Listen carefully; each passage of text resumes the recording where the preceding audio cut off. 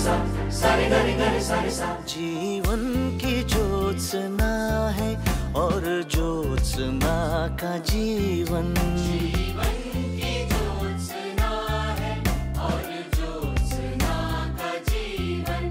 वो पल की लीन जिनमें संगीत में हो तन मन, जीवन की ज्योत्सना है और ज्योत्सना का जीवन। स्वागत आहे तुमचं लोकमतमध्ये। आणि मंडळी, तुम्हाला तर माहिती आहे की लोकमत परिवार नेहमी वेगवेगळ्या उपक्रम घेऊन तुमच्यासाठी येत असतं आणि असाच एक सुरेख उपक्रम अर्थात सूरज्योत्स्ना नॅशनल अवॉर्ड येत्या 23 तारखेला संपन्न होतोय आणि यंदा हे 6वं वर्ष आहे।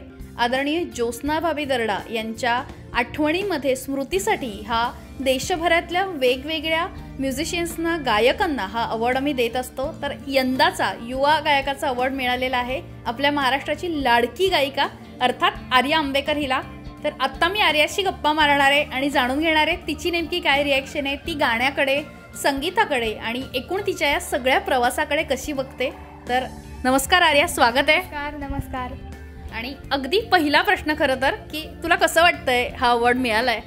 मला खूप जास्त आनंद होतोय, कारण नॅशनल लेव्हलचा एवढा मोठा पुरस्कार हा असा मला पहिल्यांदाच मिळाला आहे। त्यामुळे मला निश्चितच खूप खूप जास्त आनंद आहे ह्या गोष्टीचा आणि त्याचबरोबर भरपूर जबाबदारीसुद्धा वाटते आहे।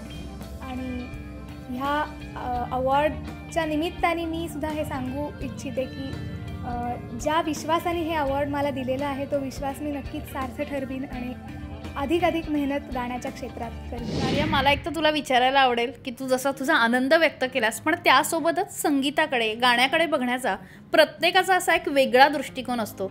तर तुझं दृष्टिकोन कसं आहे? तुझ्या आयुष्यात संगीताला किती महत्त्व आहे? माझ्या आयुष्यात आत्ता तर म्हणजे music is the most integral part of my life असं मी म्हणीन। इतके दिवस असं नव्हतं, कारण लहानपणी मला डॉक्टर व्हायचं होतं आणि मी गाण्याकडे कधीच करिअर करीन अशा उद्देशाने मी बघितलं नाही। पण तरीसुद्धा मी एका म्युझिकल फॅमिलीमधनं आलेली आहे। माझी पणजी, आजी, माझी आई स्वतः खूप मोठी क्लासिकल सिंगर आहे आणि ती डॉक्टर अश्विनी भिडे देशपांडे यांची शिष्य आहे। त्यामुळे अश्विनीताईंचं गाणं, त्यांचे विचार हे लहानपणापासून मी ऐकत आलेली आहे।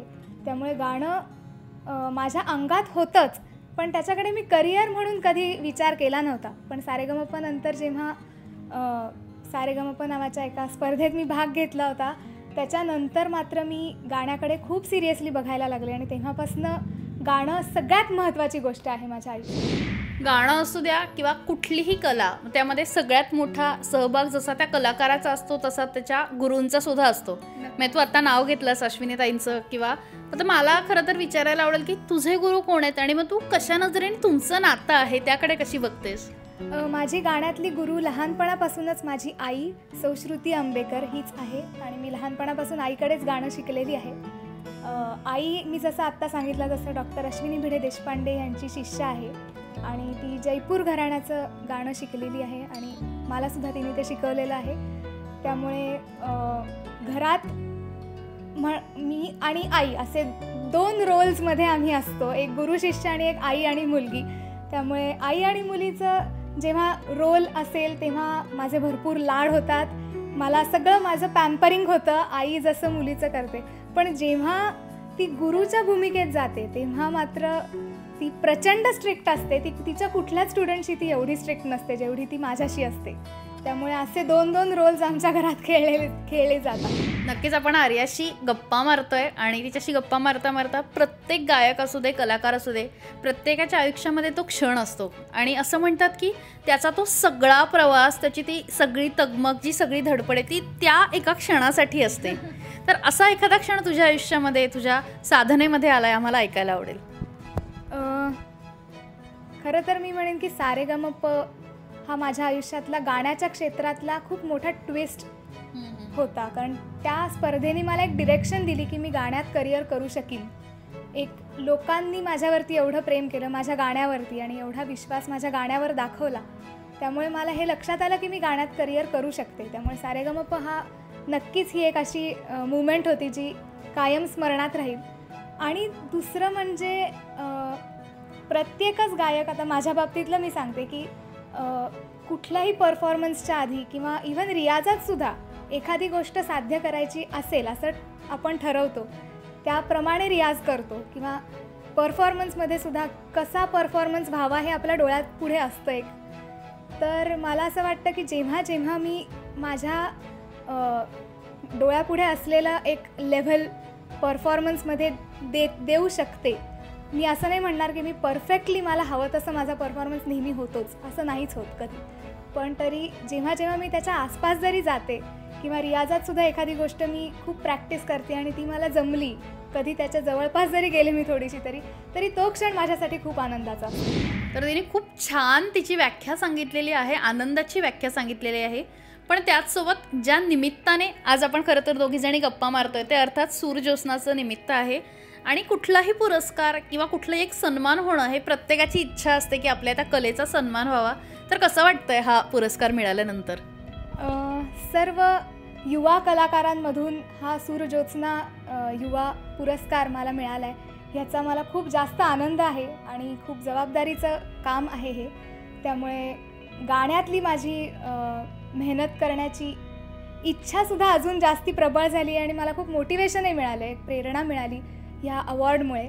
आणि दुसरी एक योगायोगाची गोष्ट म्हणजे हे अवॉर्ड नागपूरमध्ये दिलं जाणार आहे आणि नागपूर हे माझी बर्थ प्लेस आहे. त्यामुळे मुख्यमंत्र्यांच्या हस्ते नागपूरला मला हा पुरस्कार मिळतो, ह्याचासुद्धा मला खूप जास्ती आनंद आहे. नक्कीच तो तुझा आनंद पुन्हा एकदा द्विगुणित हो. पण त्यापूर्वी आपल्या गप्पा संपणार आहेत, पण त्यापूर्वी अगदी एक शेवटचा प्रश्न की अनेक तरुण कलाकार तुला फॉलो करतात, कुठल्या तरी एखाद्या छोट्याशा गावामध्ये गाणारा कलाकार असतो आणि त्याला कुठेतरी वाटत असतं की अरे आपण आर्या व्हावं किंवा आर्यासारखं व्हावं, तर या सगळ्यांना काय सांगशील? पहिलं तर असं वाटणाऱ्या सगळ्यांना मी खूप मनापासून थँक्यू म्हणते, कारण त्यांच्या अशा वाटण्यामुळे मला अजून अधिक गाण्यात चांगलं करण्यासाठी इन्स्पिरेशन मिळतं. गाण्याच्या क्षेत्रात माझ्या गुरूंनी मला जे सांगितलं आहे, माझ्या आईने जे मला सांगितलं आहे ते मी सांगू इच्छिते की गाणं हे असं फील्ड आहे जिथे प्रॅक्टिस सगळ्यात जास्ती महत्त्वाची आहे. त्यामुळे खूप खूप रियाज करा, रियाज सोडू नका कधी करणं. त्यामुळे म्हणजे एवढीच ही एक महत्त्वाची टिप मला माझ्याकडनं द्यावीशी वाटते. खरं तर ही खूप मोठी टिप आहे की तुमची जी कला सुरू आहे त्याची साधना करणं सोडू नका. आणि जर तुम्ही ती साधना केली तर तुम्हाला हवं तो मुक्काम तुम्हाला साध्य होऊ शकतो. इतके साध्या शब्दामध्ये तिने टिप दिली आहे. तसं आम्हाला सगळ्यांना तुला खूप उंचीवर गेलेलं पाहायला आवडेल. Thank you so much. आणि या सदिच्छा आहेत तुला. पुन्हा एकदा सूरज्योत्स्ना नॅशनल म्युझिक अवॉर्ड तुला मिळालेला आहे, तर पुन्हा एकदा खूप खूप अभिनंदन. Thank you so much. मी सुद्धा लोकमत परिवाराची खूप खूप आभारी आहे की त्यांनी मला योग्य समजलं ह्या अवॉर्डसाठी.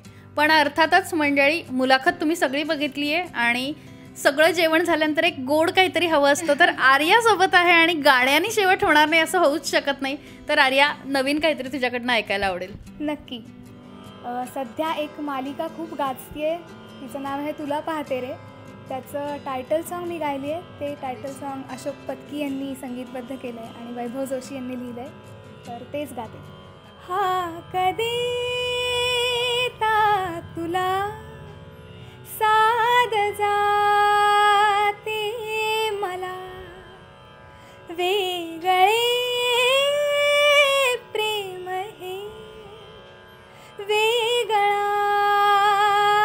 सोहळा कोण जाणे जीवनाचा खेळ आहे हा कसा चेहराही तूच माझा आरसा तुला पाहते रे तुला